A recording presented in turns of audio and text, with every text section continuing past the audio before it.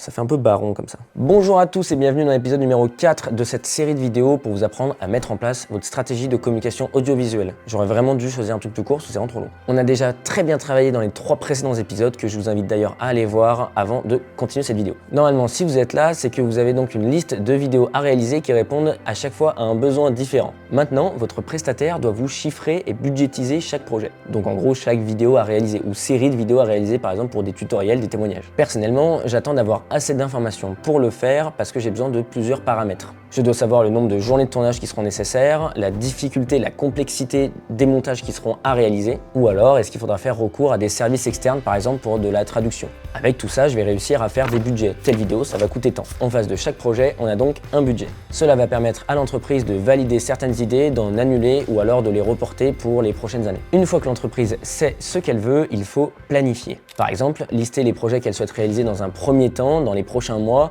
et ensuite les projets qui peuvent attendre. Ce sont des décisions qui sont stratégiques et ça va dépendre des objectifs de l'entreprise. Elle pourrait vouloir sa vidéo corporate rapidement pour la diffuser lors d'un événement qui est prévu, alors que pour les vidéos tutoriels qu'elle veut faire, peut-être qu'elle pourrait attendre. L'idée, c'est d'avoir un planning de production, par exemple sur une année complète. En faisant ça, on arrive à mieux s'organiser, à mieux prévoir pour ne pas être stressé et surtout, on peut arriver à mutualiser par exemple des journées de tournage pour réduire les coûts. Et ça, c'est cool. La semaine prochaine, on arrivera déjà au dernier épisode de cette série où je vais vous apprendre comment sont réalisés les projets, globalement, sans rentrer trop dans le détail. Ensuite, comment il faut les publier, mais surtout le plus important, comment analyser les résultats de ces projets. Et bah oui, à l'épisode 1, on avait défini des objectifs, et il faut bien les suivre à l'épisode 5. On se dit donc à la semaine prochaine.